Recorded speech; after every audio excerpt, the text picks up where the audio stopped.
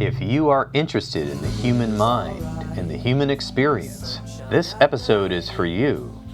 Today I will be interviewing Dr. Jorge Cham and Dr. Dwayne Godwin, the authors of Out of Your Mind, The Biggest Mysteries of the Human Brain. Why do we love? Why do we hate?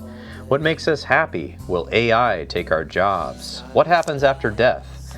These questions and more are explored by the authors.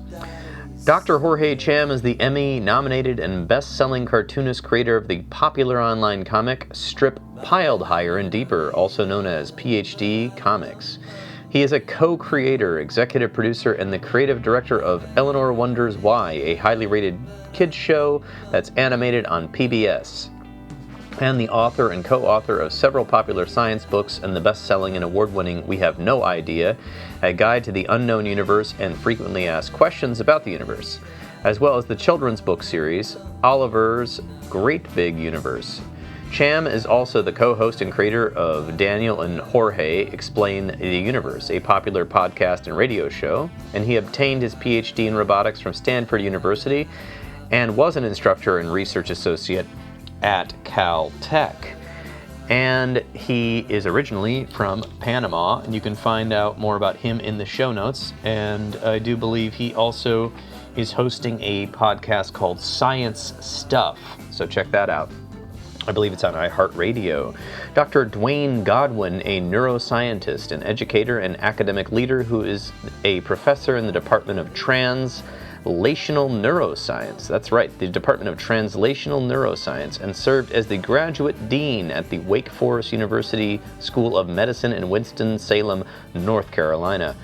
His research centers on the cellular basis of abnormal brain rhythms, including active projects on calcium channel function, epilepsy, and traumatic brain injury.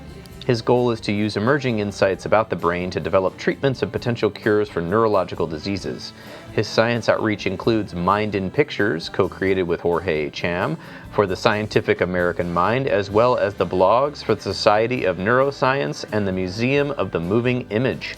You can find both of their links in the show notes, as well as the link to buy or borrow the book from your local library, Out of Your Mind, The Biggest Mysteries of the Human Brain. All right, let's get to the interview.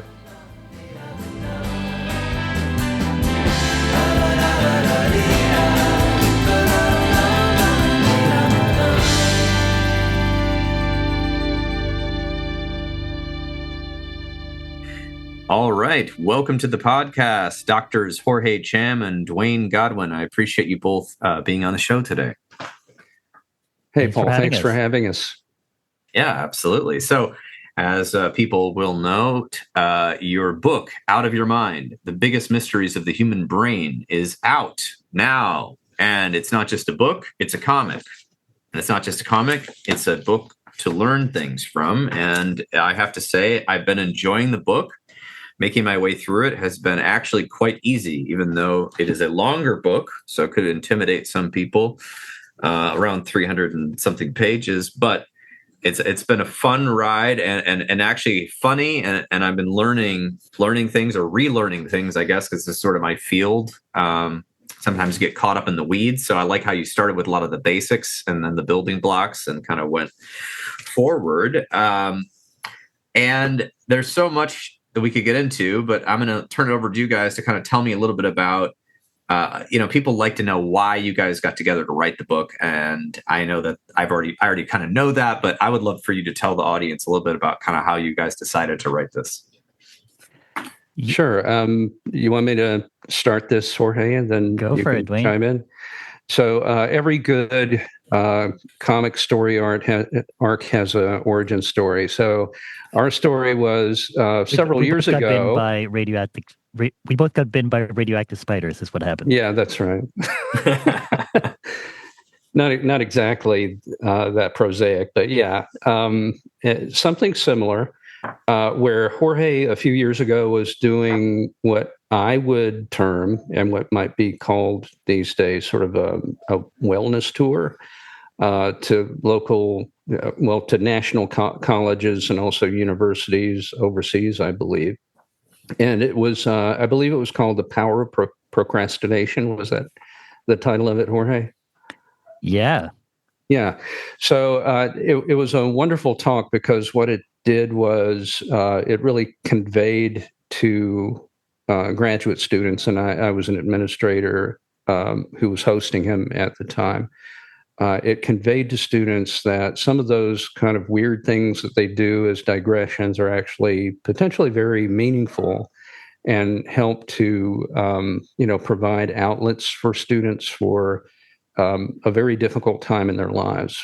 Getting a degree in an advanced topic in graduate school can be very difficult and trying from a mental health perspective. And what Jorge's talk did was give students, some hope that there was life after the PhD. So, as part of me hosting him, we actually went into a local Subway shop that was actually close to where I work, and we started just sort of riffing on a common love of the comic art form and what it can bring to stories and how to create story arcs and that sort of thing.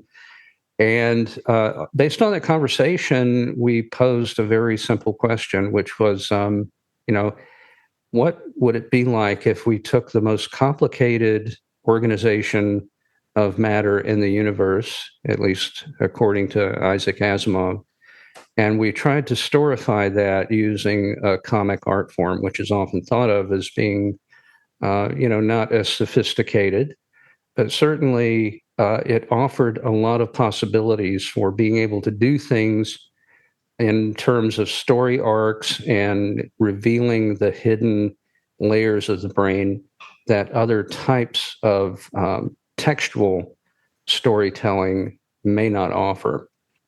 And so from that, we went into an experimental mode where we just did a few comics. At the time, we were publishing those in the Stanford D School magazine called Ambidextrous, and we did that for a couple of years. And then we got a paid gig for Scientific American, and for several years in a magazine called Scientific American Mind, we generated comic stories, one-pagers that described, various elements of how the brain works and the basics of neuroscience, memory and learning, and love, and brain-computer interfaces, things like that, were all included in that body of work. And we also, along the way, we actually won a national competition that was sponsored by the NSF that's called the Vizzies, and we won that in the informational graphics category for a comic strip that we did on brain development. So from there, part of the challenge was, well, this is all nice, but it's just tiny little chunks, and it's not really telling the full story of the brain. And so that was really the origin point of thinking about a longer form that might include some additional text in addition to the comic art, in order to tell a more fulsome story about how the brain works, but to retain that sort of approachable aspect of it and that basic curiosity that Jorge and I both feel about the brain. Excellent. Jorge, what's your take? I know that there's two superheroes here working on this. Yeah, I'm more of the Robin to Dwayne's Batman, really, okay. to be honest. No, I'm just kidding. No, well, I've been a cartoonist for a long time online, drawing a comic strip called PhD Comics, kind of about life in academia, or the lack thereof in academia. And, at the time, I was just kind of interested in exploring what else I could do with comics. And so I had done a few comics kind of about science. But when I talked to Dwayne that time that I was visiting Wake Forest University, it really kind of clicked because, the brain is something that every human on the planet has. We all have it in our heads. We all use it. That's where each of our identities and everything that we are lies. And yet, not only does the everyday person know very little about how their brain works, science also has big gaps in what we know and understand about the brain. And so for this book, we really wanted to create something that was both kind of like a user's guide for someone to sort of understand how their brain works and why they make the decisions that they make on a daily basis. But we also kind of wanted to communicate, what does science know about the brain? And very importantly, how does science know what we know about the brain? And so in the book, we not just do neuroscience, but we also cover everything from psychology to almost philosophy, sociology sometimes, just, the whole human endeavor to understand the brain. What has that been like? What is that journey? And then along the way, answer really important questions everybody has, like, why do we love? Why do we hate? What is consciousness? Is AI going to take over humanity? Questions that we think everyone wants to know the answer to. Yeah, I think that you have accomplished that. I hope that this becomes possibly a textbook in college, if not even maybe, I don't know if seniors in high school can read at this level. I'm not really sure, but so just to speak on that just for a second, that's one thing we tried to avoid. Was to actually make it come across like a textbook. Well, it doesn't. Just to let you know. That's why I was hoping it would replace a textextbook. Go ahead. Replace textbooks. I like that. Yeah. Well, at least tell the story in a way that does not create as many barriers as it's breaking down. I think too often when people address the brain very formally in their books, there's a jargon associated with the brain and understanding biological processes that you feel like, oh, I've got to go through, chapter 1 has got to be all the definitions, right? And we've got to tell you what we're going to tell you and show you these very basic things so that somehow you can use this palette to paint the stories yourself as we tell them in later chapters. Mm-hmm. And we felt that was very important not to do. Mm-hmm. We felt that it was important, what is the best hook that we can come up with that will pull someone into this material without demanding that they march through a bunch of stuff that they really, would not ordinarily be interested in. And that's really the origin point of the questioning. Each of our chapters is not like some grand statement. It's, why do we love? We're curious about that. Let's examine that topic and find out what is known about it, and tell you enough about the underlying biology and neuroscience that you can interpret and understand the chapter, but you don't get bogged down in it. That's the major point. Yeah, it's in book form, but we designed it so that you can pick up and read any chapter in any order that you find interesting. So if you want to start with, what makes us happy, you can start with that. Or if you want to start with, what happens to the brain when you die, if you're inclined to do that, you can do that. And so you can read it out of order or in any order. The idea basically was to make it a good bathroom read. Oh, yeah, it's almost like a choose your own adventure book. Yeah, I get that. I mean, I think the formatting is important for people that are out there that are scared of getting another book about the brain. It reminded me, it's okay. I think I can say this is my opinion, but I read the book, the Pocket Guide to Interpersonal Neurobiology by Dr. Dan Siegel and Associates. And I liked it, but it was really painful to get through. And I kept having to reread things because it was written by a bunch of people with MDs and PhDs, and which you both have. But it was so insightful for me at the time, but I was trying to explain it to people, and they were like, I don't understand what you're talking about. Because like you said, it's like you kind of have to have an idea of neuroscience to even understand the book. And then the best parts of it were actually the pictures, which there's only like 6 pictures in the whole book, because it would broke it down. And so I like that your book here, Out of Your Mind, is broken down into questions, because I think this is what people have questions about. It's like, yeah, I want to know how things work, but I don't have, I'm a parent in some rural state. I don't have time to go to the university and find, get a degree in this and, whatever. And half the time us therapists, we don't even know how the brain works. So I think we need to kind of figure out more than just the basics here. So I admire that, and I want to give the people some examples of just some things that I found interesting. Just in the first chapter, I found it really entertaining of how you were just doing the basics of talking about Wernicke's area and Broca's area, making language, understanding language. And I thought to myself when I was reading this, of course, this is stuff that I learned in college and talked about it somewhat in grad school, but I found myself going, my God, this is just easier to understand.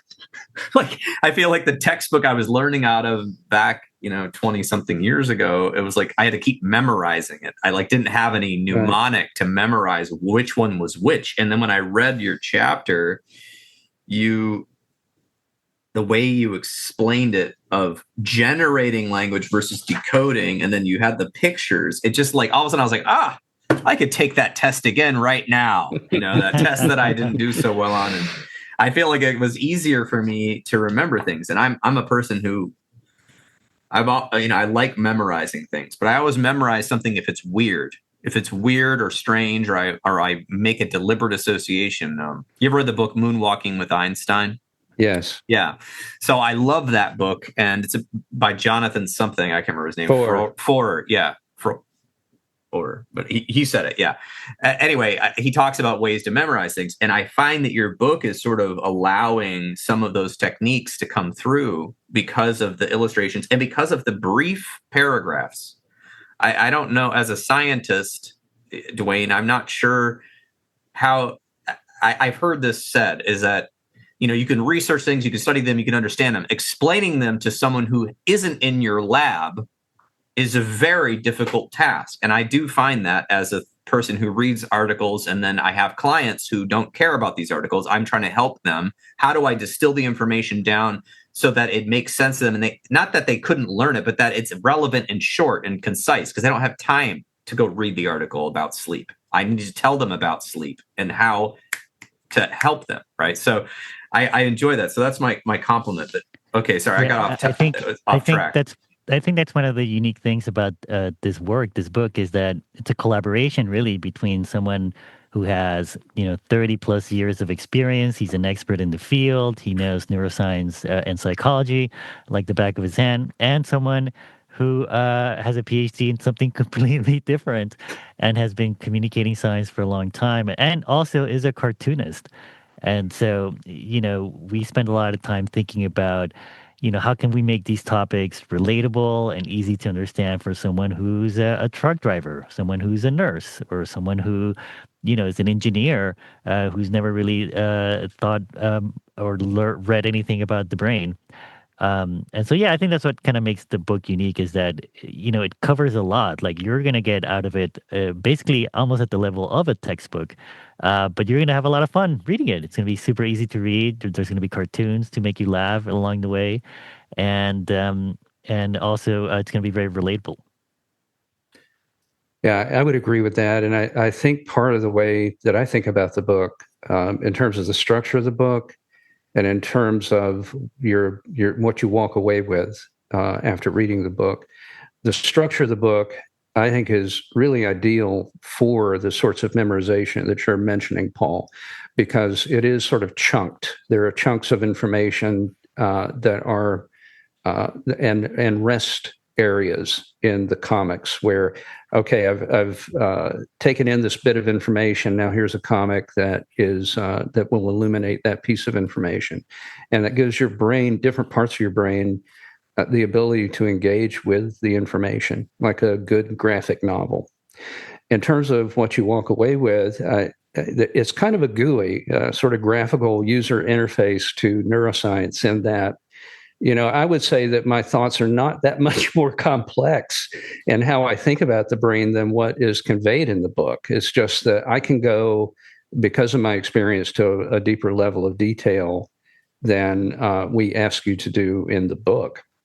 But I think, in a real sense, if you read this book, then you walk away with this with, maybe at least an undergraduate understanding that we would like to convey about how the brain works. So it's, I think it succeeds on that front.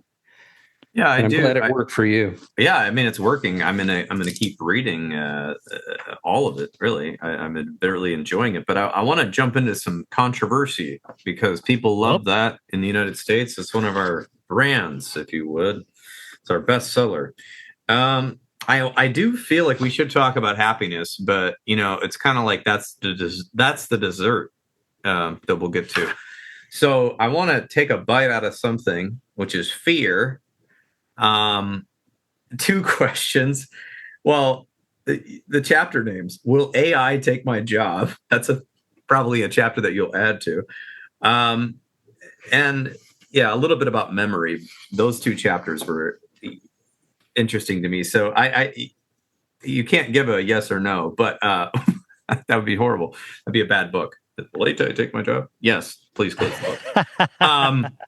Well, I think the catchphrase these days is not so much that AI will take your job, but the person who knows how to use AI is the person that's going to take your job. Much better. Yes. Yeah. So I don't know. We can sort of bat this back and forth, but from my perspective, as someone who is still involved in training graduate students, it's very important to me that our students have a firm understanding of both the strengths and limitations of AI. The state of AI these days is that, we have these large language models, and we also have symbolic models of AI. And those sort of neurosymbolic models are thought to be a bit more of a reflection of how the brain works. But those aren't necessarily the ones that are getting the huge amount of investment from companies these days. The large language models are. Now, the large language models are essentially very undifferentiated, large numbers of parameters of these neuron-like elements. And so the question that we pose in the chapter, I think, is, well, is that enough? Is the brain simply just a bunch of synapses and neural-like elements that you throw into a vat, and if you give it inputs, it's going to give you outputs that make sense? I think our position in the book is that there are two things that are very important about brains that set them apart from AIs. Number one is that brains evolve. And we actually spend quite a bit of time talking about, hey, these things that we carry around in our heads didn't just appear out of nowhere. They're actually a product of an evolutionary process that was in response to specific things that happened in the environment. We had to go from single-celled organisms to multicellular organisms that needed to move to acquire food and to thrive and to reproduce. And that has an enormous benefit in terms of the structure of the brain and the new parts that had to be added to it. So that's one thing. The other important thing is that brains develop.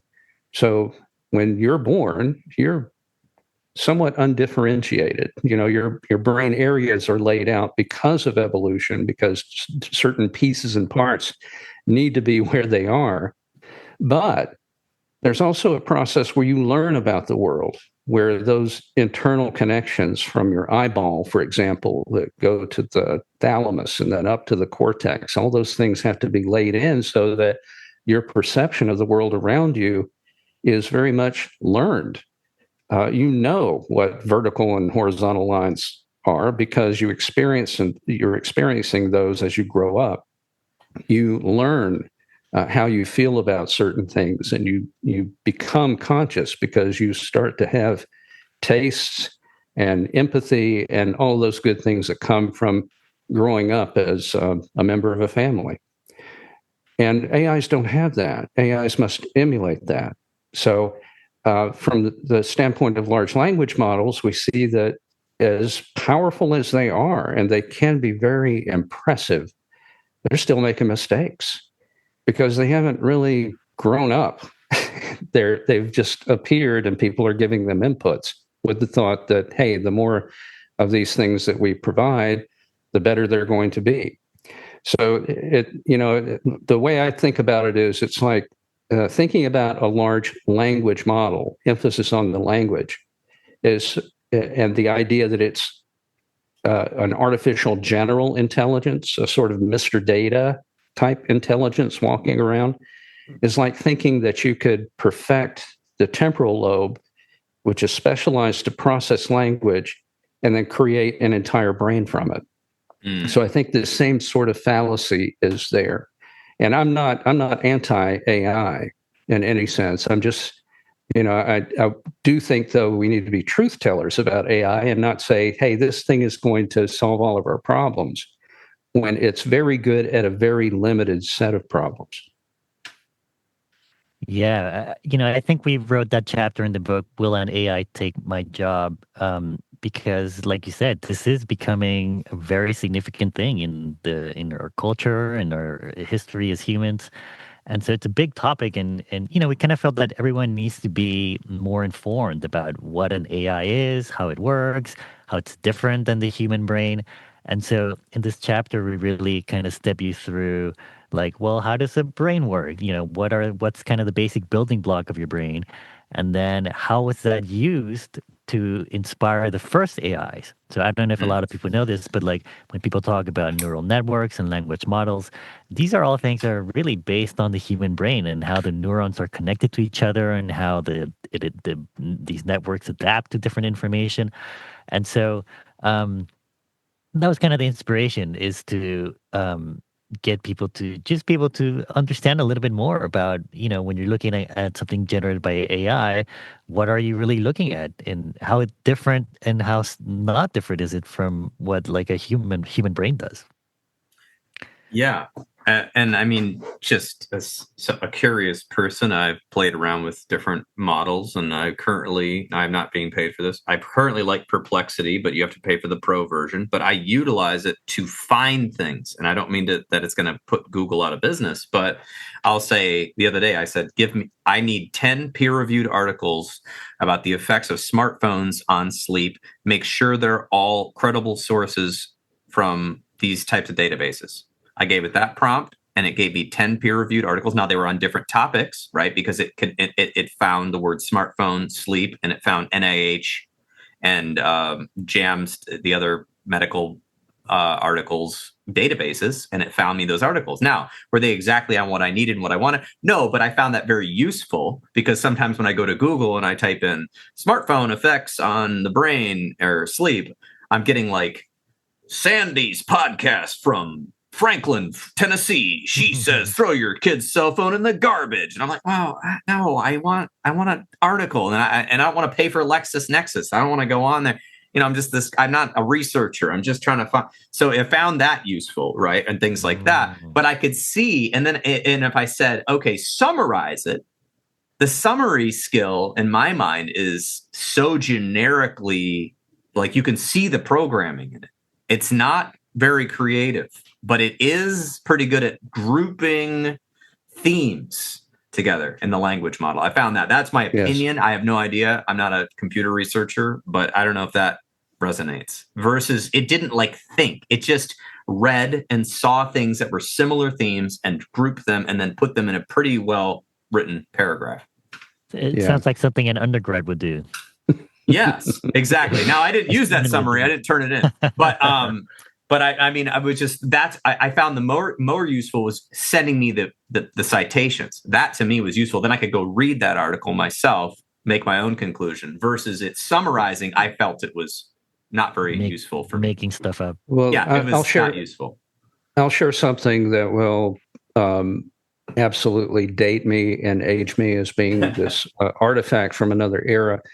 But I remember before we had personal computers, back in the 80s, if I wanted to research a topic, I would go to the library. Have you heard of that? Yes, I'm not that young, but I did used to go to the library when I was in college, but we did have computers. But yeah. Well, so there was no Google, there was no even nothing. Netscape Navigator, nothing. And there would be this set of books in the academic medical library called The Reader's Guide to Academic Literature. And these were blue books that essentially were cross-references of papers that were published that given month. So they would have these blue books, but each book would represent just 1 month of output from the academic literature. And so you'd go to those books, you'd find the cross references with other academic journals of an idea. So you'd search on an idea. Tell me everything you know about addiction. And so the addiction topic would then map to everything that had been published during that month. And then you would go to the stacks and you would find the actual physical journal, and you would write down, crib out, everything that you could about, okay, here's the basic point from this paper that I need to include in my research or in something I'm working on. So we have come a long way. And the thing that I will remark on is everyone thinks that the newest technology is going to be the death of our ability to think, our ability to reason, our ability to do work the way we're used to doing it. And then there's also the sort of Pollyannish, everything's going to be fine. You don't have to worry about it. This is going to be wonderful, and it will make everyone's lives much better. Both positions are correct, but for different reasons, right? So, just if you think about it, if someone invented the gun, well, the gun's great because it's going to help us go out and hunt food, and it'll provide an easier way for us to put food on the table. But the gun, used a different way, can be very detrimental to society. So I think all of these technologies have two edges to the sword, so to speak. And we just have to be careful on their utilization and what we deploy them on. Putting a lot of our infrastructure, for example, into the hands of an AI, may not be the wisest thing to do until we fully understand how the AIs are working, because they are, in essence, black boxes. We don't know exactly sometimes how they're coming to a conclusion or an output. So before that happens, do you really want your power grid controlled by them? Do you want, weapon systems controlled by them? Yes, they may be able to respond more quickly, but, in the same way that some LLMs can fabricate or hallucinate false citations, if you're working on a paper, what if they hallucinated that there was an attack and they deployed countermeasures to that attack? So I think we have to be very careful and deliberate and purposeful in what areas we deploy AI. And we always need humans in the loop, I think, at least for now. Maybe someday we have a very trustworthy Mr. Data that has that's very benevolent and has the best intentions for humanity. But right now we're not quite there. Okay, yeah, I think that's a well put summary. Jorge, do you have any comments on this from your point of view or the chapter? Yeah, no, I think that if you read the chapter, you get a deeper sense of how an AI works and the parallels it has with humans. And I think that will make you a little bit less scared, in the sense that, it's just kind of doing what your brain is doing. And that can be a very good thing. And it can also be sort of a dangerous thing if you don't know what you're doing or if you don't know what it's doing. Yeah. Raise your AI well. Raise your AI well. Yeah, Ted Chiang. I don't know if you've read Ted Chiang's books, but he's got a book, a short story collection, two of them that I've read, and I don't remember which one this is in. I think it might be the first one. They raise an AI character who is in sort of this world of sort of a meta world, and the AI character wants more and more power and more freedom, and then it like gets in this robot body, and then it like lives in the real world, and then it doesn't want to go back to the artificial world, and it kind of tells this spooky story, but it actually, he uses a lot of computer science because he's a Microsoft engineer in the story. So it's interesting because it kind of tells like the beauty of it, but then also like the dangers, and then there's of course these books like Snow Crash, and I don't like this book, but Demon or whatever got really popular about the AI that took over the power grids and was like, doing this chaos within the systems of the world. And that there's no shortage of horror stories involving AI. Oh yeah, yeah. But I think what we need though is, and science itself has its own horror stories. Frankenstein is, it's a scientific horror story in many respects. One of the first science fiction novels, really. There's always this element where literature is giving us warnings about, what are the excesses. And so I think with any new technology, we just need to be mindful of what those excesses can be and try to develop as many safeguards as possible to ensure that all of the positive benefits of AI are there, which are innumerable. I mean, things like reading imaging scans and detecting cancers, those are great applications of AI. And we want to have those. We want someone, we'd like an AI to be able to go through electronic medical records and say, hey, this person is getting too much of this medication. Maybe we want to dial that back a bit. And, we want those kinds of positive uses of AI. Yeah, I agree with that. So, I mean, I love that you dove into that right in the middle of the book about the brain. And because there, like you said, there's parallels. We talked a little earlier about the chapter on happiness, right? Which is always something people are talking about or debating in the U.S. at least. And you have this Marcus Aurelius quote, which, of course, I dig Marcus Aurelius. To live the good life, be indifferent to what makes no difference, which is, people can pause it on that, think about that, whatever that means to them. But let's talk a little bit about maybe some of the basics of what you were trying to convey in this chapter. Yeah, I'll start it off by saying that this was I think one of our favorite chapters to write. I think when we've talked about this before, how it really kind of changed even us to write this chapter. A lot of these chapters made us think a lot about deep issues about ourselves, about our own brains. And so I think anyone who reads these chapters, I mean, if it changed us as writers, I think it's going to have a pretty good effect on people who read the chapters. But yeah, we have a whole chapter called What Makes Us Happy. And we sort of go through the history of how people have tried to understand happiness, going all the way back, like you said, to Marcus Aurelius, that through sort of the cognitive therapies and things like Maslow's hierarchy in psychology, and then all the way through to neuroscience and what we know from brain imaging and brain studies. Yeah, it's all here. And I thought this was interesting. I love this.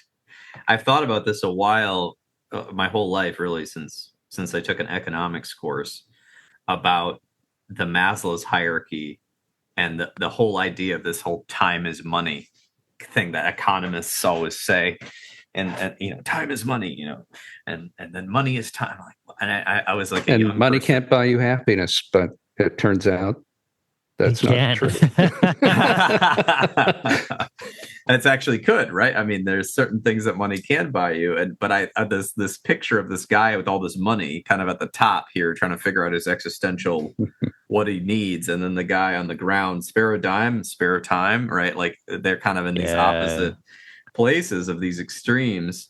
And I think about that. I do think our society, people are often trying to find the balance between the need to survive, the need to have a place to live, the need to have amenities and food, certain types of food or clothing or whatever, and then going all the way up to, of course, luxury items or whatever, or a certain lifestyle, and then what is the trade-off? What's the trade-off? What am I trading for this? Right. And then meanwhile, we have other people that are saying minimalism. That's the answer.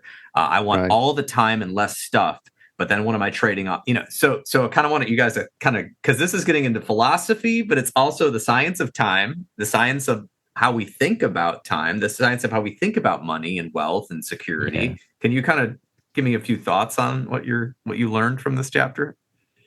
Yeah, I think, we try to structure the chapter as can we come up with a formula for happiness? Is that possible? And I think we kind of do it at the end. And so it turns out that there's several kind of components to this formula that all sort of contribute to your overall happiness. And like you said, money is definitely one of them. Like, people say, oh, money can't buy you happiness. Well, as Dwayne said, it sort of can. Like, people have done studies, and basically the more money you have, the happier people report being in general, on average. But the lesson that came out in the chapter is that more money definitely makes you happier, but money can't solve all of your problems. So there are things that money definitely cannot buy. It can't buy you better relationships with your loved ones, with your family, with your friends. It can't buy you health. It can't buy you, good mental health sometimes. And so basically, you should never say no to more money. Like, if someone offers you money, you should take it, because it'll definitely make you happier. But obviously not at the expense of these other things that make the human brain happy too, which are connections to other people, a general sense of purpose. Physical activity is also very important. We found out for the brain. You might not think it's important for your brain, but it is super important for your happiness. And so it's sort of the combination of things. Even things like simplifying your life can have a huge impact. So sometimes having too many options can make you unhappy. Like, if you're like we talked about in the book, right, Dwayne, about shopping for things on Amazon. Like, sometimes, like, there's so many options on Amazon for like paper clips, or even a toothbrush. That you can go down that rabbit hole, and it'll also make you like self-doubt your choices and things like that. So thinking about your life strategy is also just kind of simplifying things, keeping your options low, can all contribute to your happiness. Yeah, the simplification that kind of stuck out to me. And then also I don't want to steal your formula, but I guess the model that you... Yeah, go for it. The positive emotions, right? Engagements and things that you have to read the chapter, but engagement and things that you're getting into the flow, relationships, obviously, meaning, you have to have meaning, and accomplishment. I actually even feel like simple goals, right? Like, just like little things, like it's so, as a therapist, I had a physical therapist once say to me, motion is lotion, to your joints, unless you have something broken or a nerve damage, right? Like, but like getting going again can and moving your body just improves that. A lot of issues with people that have had physical difficulties, especially with a sedentary lifestyle.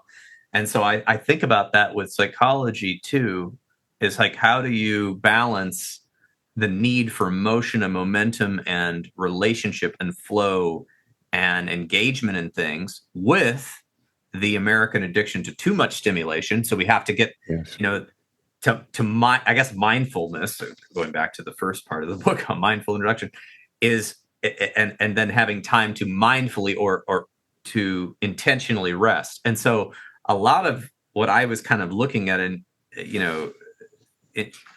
the book here is about the intentionality or the forethought into some of these things, and to kind of reflect. Yes. I think you said it. I can't remember what chapter you said. You said something like reflection is essential, or like a reevaluation is essential. You wrote that somewhere. Yes. Well, thoughts on that? What I would offer for that is that a formula is only as good as your ability to mix the ingredients and to actually engage with it. And there are so many people that have difficulty getting started. And I think that's an important component of this. So, we have kind of a nice formula for happiness. And honestly, there are things there that I employ in my own life. But you have to also just allow that there are people that really struggle. And they could be struggling not just because they don't understand these things, but they have a true biological difference with those of us who can take a formula like this and run with it. And so we don't want to be too dismissive and say, well, if you follow these steps, you're going to be happy. That's not necessarily the case, because there can be a situation where you're struggling with a mental health issue. You certainly need to get professional help for that. Sometimes it may involve medication, as well as, advanced therapies like cognitive behavioral therapies in order to feel better and get well. Yeah, I think, that kind of ties into one of the overall goals we had with the book, which was to get people to realize that, everything you are and everything humans are, it feels magical. But it's really not magical. I mean, there's sort of a science behind it, and there's an organ that behind it that gives rise to all of these experiences that we have as humans. And so if like you're feeling unhappy or you're feeling a certain hate or some certain emotions or you're feeling good or bad, it all has sort of roots in your brain and circuits that are happening in there and chemicals and chemical transmitters. And so in a way that kind of frees you from feeling like it's something magical and something you can't change to maybe feeling like, oh, this is like this machine I have inside of my head. Something's not going right. Something's not, it's not doing what I think it should be doing. How can I kind of troubleshoot the engine in my in my head in my car to make it work better, and then you can start making connection between, this relationship is not making my brain happy, or this habit that I have is not making my brain, it is making my brain happy, or it's not making my brain happy, so how can I lean into that or not lean into that, kind of give people really a more objective view of their brain, so that they can take better care of it. I would add to that, Jorge, that and I haven't said this about the book before, but I consider the book to be a kind book. Not only in that it causes us reflection about our own brains, but I'm hopeful that as people read the chapters of this book and they understand things like happiness and love, it helps us to be kinder to each other. One of the things about mental health is that, if you have a broken leg, you have a cast on it, and people can see that and they can react to it. They can hold the door for you and they can exercise kindness toward you because you have an outward sign that something's going on. The brain's not like that. If you have a mental disorder or if you're struggling with depression, that doesn't always necessarily show on the outside. And so part of this, I think, is can we get a deeper understanding of our own brain, but also understand that these things are going on in other people's minds as well? And in so doing, can we exercise just a little bit of extra kindness and empathy toward others so that we can arrive at a place where we have a better society? So I haven't really said that about the book before in terms of motivation, but I really feel like that's part of what I was feeling when I was working on it. Yeah. I think that we build a lot of empathy in the book. Is maybe what you're trying to say, and with the goal of helping us not just understand our own brains, but other people's brains as well, right? Yeah, I do think, and that's why I do feel like this is an important book, because I'm liking everything you both said, because one of the biggest challenges as a practitioner is that somebody finds a narrow definition of what's wrong with them based on, I don't know, ChatGPT or some blog they read or something their parents said or somebody at work said, and they kind of get really narrow about what the problem is. And thus and obviously stress can cause us to be less creative, and trauma can even cause us to be less creative. And so then it's really difficult to even brainstorm solutions when you don't know what you don't know. And so a lot of the psychoeducation that's what we call it, which sounds really crazy if you think about it out of context, but a lot of the education that people need, it gives you empowerment. It gives you a sense of agency, that there are many different ways to address this organ in our brain or our head that goes, throughout our body and the nervous system. There are so many different approaches, and perhaps maybe you just haven't found the approach that works to help you, right? I mean, certain people swear by cognitive behavioral therapy. Other people swear by exercise science. Other people swear by EMDR therapy. And other people, say that they, just quit their job and they, and found a way to survive on less money, and that, or divorce someone, so, I mean, there's not one way, but you have to find out what the cause of the malady is. And it's hard to find out what the cause of the malady is if you don't have, well, a lot of things, but education about the brain is so important, because then you can be self-reflective. Is this what's causing it? Or is it something else? Or is it a combination? Like I always say to certain people I work with, I say, we have to think about the situation you're in as a giant pie. And you don't like this pie, but let's break it into segments.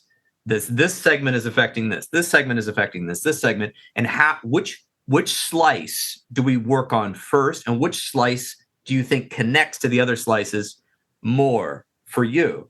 And as we say, and I can't remember who said this, but a lot of therapists say this, it's basically like, you have to believe the person's story, how they see it first, before you can gain access to be able to give influence. Right. So if somebody comes in and say, this is what's wrong with me, there's demons on my back, which happens, we can't say, you believe in demons? Get out of my office. This is wrong. No, we have to say, okay, well, tell me about the demons on your back and how is that affecting you? And then eventually it turns into, maybe this is some sort of psychological trauma, maybe some sort of hallucination, maybe it's a metaphor, but with the book, having all these different chapters on love and hate and what is consciousness, free will, memory, addiction, like you're covering a lot of the major human questions that we have. And I do think this is why I do a podcast. I mean, why I have 150 plus episodes is because I think knowledge is power, and it empowers people to dig in deeper, because there's always, not always, but I think obviously you both have had long careers. I always think we find more things as we dig in science, and there's new brain research coming out next week that might even find more colorful answers for some of this stuff. I don't know. Thoughts on that? Yeah, no, I mean, the brain is famously the most complicated arrangement of matter known to man, and it's kind of an open question whether we'll ever understand it fully. Can a brain really understand everything that's happening in a brain? But I think one of the main points of the book is that we have science, fortunately, to help us break down our brains, and it's kind of the best tool that we have. And the more people are informed about the science of the brain, what we understand and how it kind of works, the more they can, like you said, kind of self-reflect and help break down what are those specific things in people's lives that are making them happier or frustrating them, or maybe the opposite. What are the things that are making you happier? Yeah. Go ahead, Dwayne. You were going to say. I agree with that. I think better understanding of the brain has so many dividends for human life and understanding of our behaviors.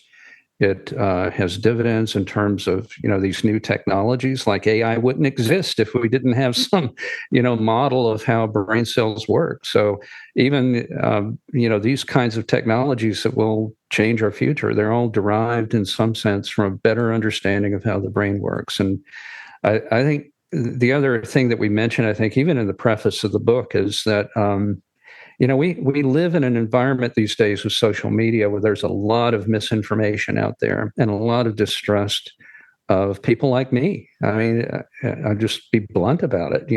People maybe don't trust scientists the way they did. And part of that is, we're not telling our story. We're not telling the story of the brain. We're not telling not just, these factoids and feeding you all of these neat and interesting facts about the brain. We're not going a little bit further and a little deeper in telling you how we know these things, so that you can have trust and confidence that what we're telling you is actually a ground truth. Oh, I like that, because I do think we're in our country facing a crisis of distrust of expertise. And part of that, I think, this is just a theory, comes from the emotional component of the way certain experts have been portrayed, obviously, maybe unfairly, but also sometimes how experts have come across to the public. And so I think a book like this, of making, learning fun, empowering people to learn and to take this information, and also, how, like you said, how we got to these conclusions, right? And talking about the scientific method and the way that we've come to conclusions that are still being concluded. Obviously, we're not at the conclusion, but we came to this conclusion, which is a sub point on the road of research that continues. Is key to kind of re-establishing a partnership, if you will, and trust with the public. And I think, and especially in the medical profession, I don't know. I'm sure your profession is being attacked, but the medical profession is in much disarray due to large figures within that kind of attacking each other, and then people that have no medical degrees that say you should drink raw milk and put your baby in it, and then that will help you with your cancer or something. Well, anyway, the way I think about that, and I think part of the answer to that is for us not to focus so much on personalities and people, and focus more on the questions and the data. Yes, so there should be things that we can agree on as, smart human beings. If we look at these things and they come out a certain way, we should be able to get behind the consensus on them. And we should be able to contextualize the sort of outliers. And I think as a society, need to not put faith in scientists, not even put faith in me, but put faith in the process of science and the process of asking questions and refinement of hypotheses and going at a question with new information and a better approach. That, I think, is something that's worthy of our faith, not a specific person, because people are flawed. We all know that. People make mistakes. During the period of COVID, people said things that maybe they shouldn't have said. Maybe they represented things in an effort to try to simplify things that perhaps they went too far. But that doesn't mean they're evil people. It means that they made a mistake. And so if we can back off of that and just say, well, what's really important here? We have people who are dedicated to making our lives healthier and to making people happy and to ensure that they live as long as they can live, as healthy as they can possibly be. Let's pay attention to that and not get hung up so much on the politics of things. Because I think science is one of those things that historically has been very much supported by everyone, whether you're from a red state or a blue state. And I look very much forward to the time when we can get back to that. Yeah. Yeah, I agree with that. I'm hoping that we're headed there at some point, because I think that will be helpful for everybody, especially like you said, the intentions of doctors is do no harm. The intentions of scientists are to learn and to look into the questions and to find solutions or answers or partial answers, right? And there's been, if we just take a quick brief look at history, which we don't have time on this podcast, all these wonderful medical and scientific advancements that have made our lives better, and also that is mostly thanks to science and even accidental discoveries in labs that have occurred. So I appreciate your work, and I appreciate that you put it in this book. And so I'm hoping that we have a very good response. And so far, some of the readers of the book on the back, I was actually seeing here, Dr. Alan Lightman. I like that guy. I have interviewed him before, and he's quite prolific. He loves this book, and he calls it a fun-filled trip with clear and easy-to-read explanations, humor and wit, entertaining illustrations, and a good storytelling to boot. He's a very good wordsmith, and I agree completely. So I think that's the best thing he's ever written. That book. I love it. What I will say about that is I am so grateful that so many people that I had heard of were willing to take a look at this book and felt so positive about it that they would comment positively on it. That really hit the sweet spot with me. People whose books I had read and had enjoyed something that we had generated, and so much so that they were willing to say a few words on behalf of it. So that was very helpful. It's well reviewed also on Goodreads and Amazon. And I think right now it's on sale on Amazon. So okay, there you helps go. Too. That's always and a good one. the hardcover edition is something like 40% off. So it's a good time to buy it. Wow. Okay. That's, for all those folks who are out here listening to the interview today, this is, let's hop to it, or jump into your local bookstore or library and order it. And as it is on Pantheon, an imprint of Penguin Random House, it should be available everywhere books are sold. Yeah. So in multiple languages too. Oh, okay. Where have you got it going so far? Just curious. Where's it going out? We just saw the Vietnam cover. Yeah. I think it's up to like 10 languages, right, Dwayne? Okay. Something like that. Yeah. Okay, that's really good. That means they're I think the demand is there. So I'm excited for this one. So yeah, I'm just going to say to my audience, this is a buy. That's what I don't ever say not buy at the end of the show, but I can. I well, there are a lot of one. Paul, what's the book called again? Sorry. Oh, your book is called Out of Your Mind: The Biggest Mysteries of the Human Brain. Oh, great. Thank you. There are many wonderful books about the brain out there, and you should read all of them. Yeah. And you'll learn something unique and new from each one of them.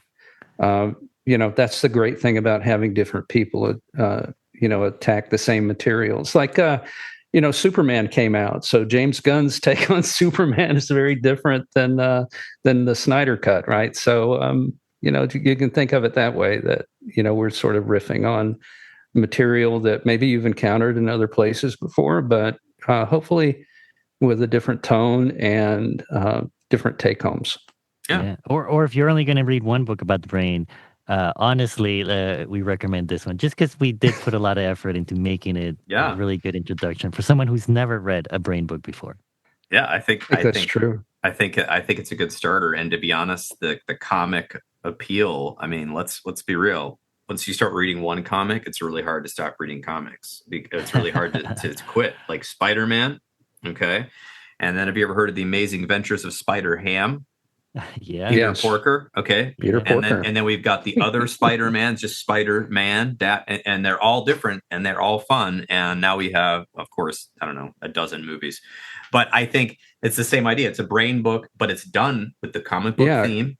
Okay. A great book for book clubs. I actually spoke to a book club who had read her book, and that was a lot of fun because they came very prepared with a lot of questions.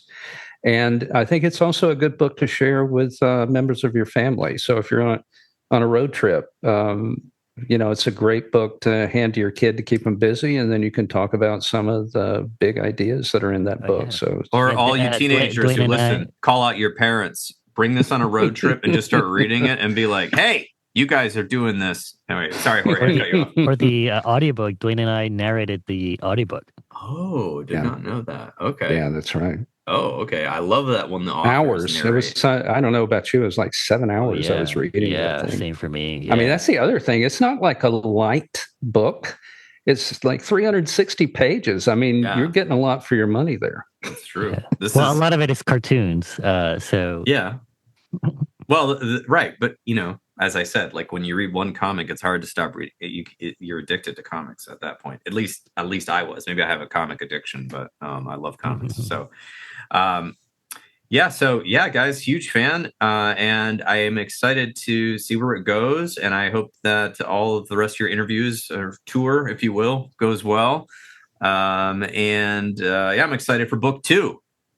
Awesome. I don't know what you're going to do next, but I just put it out there that there could be another book. I don't know what, but part into 2. Your mind.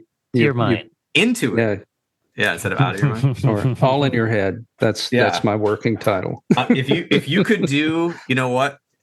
You can take this and run with it. If you could do a book on couples and what happens to couples' brains, so take all that research and make it into this format, you would be in mansions on the coasts, because there's a lot of good relationship books out there, but I don't think anyone has fully gone into the brain science of why those emotions come out. So I'm just throwing it out there. Wow.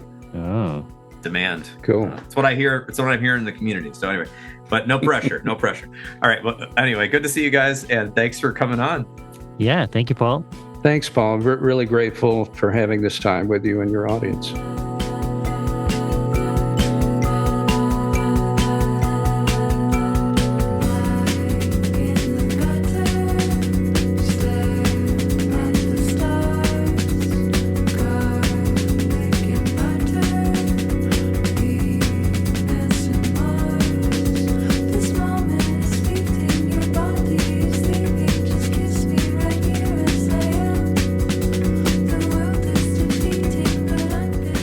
And there you have it. This has been another episode of the Intentional Clinician podcast. If you are enjoying the show, please leave us a rating on iTunes or share the show with people you know. I would surely appreciate it. As some of you know, I am passionate about preventing future violence in the United States. I have started a nonprofit with colleagues called the National Violence Prevention Hotline, which is a 501c3 organization. We are endeavoring to gain funding and collaborators and volunteers so that we can start a 24/7 hotline and chat line to reach potential perpetrators before they may act violently. It is a bold effort to curb violence and save innocent lives by working to connect with potential offenders while they are in the planning stages of violence, help to de-escalate them, and provide resources so that they can get appropriate professional help. The National Violence Prevention Hotline is looking to open up a conversation about violence in society, the causes, and the solutions. You can learn more by visiting our website at violencepreventionhotline.org. You can get involved by writing your congressperson from our website, sharing it with your network, or even donating to the cause. If you are looking for an EMDR International Association consultant, I am a consultant and I can help provide 20 hours that you need to become EMDRIA certified. Just check out the show notes and send me a message and see if we're a good fit to work together. If you are in need of counseling, do not hesitate to make an appointment with a local counselor in your area. You can also make an appointment with the excellent clinicians at Health for Life Counseling in Grand Rapids as part of the Trauma Informed Counseling Center of Grand Rapids by visiting www.healthforlifegr.com. And if you are in the state of Michigan, you can also schedule a telehealth appointment. The recording you just listened to consists of the personal opinions of Paul Krauss and his guest, and while these are based upon the literature they have read and the experience in their respective fields, the information on this podcast should not be viewed or thought of as the definitive opinion on any subject. Listening to this podcast is not a substitute for treatment. If you're in a crisis, please call 911 or the National Crisis Line at 988. Support your local bookstore by shopping at bookshop.org. That's www.bookshop.org. It donates a percentage of sales to local bookstores all across the United States, which I think gives character to our cities and a place to hang out and a place to explore. You can order from the comfort of your own home online while supporting businesses near you. If you are a therapist and you are not involved in your local counseling or therapist or social work organization, please get involved to at least pay dues so that we can have lobbyists help keep mental health care accessible at the government level, and also expanding into schools and other places that need it. And also, if you didn't know, counseling organizations and professional organizations are working to keep us from becoming gig workers for a lot of large corporations who are coming in and trying to buy up local counseling agencies or basically pay you what they pay for people to deliver food to your house. So, get involved. Until next time on The Intentional Clinician, I wish you all a safe and peaceful week.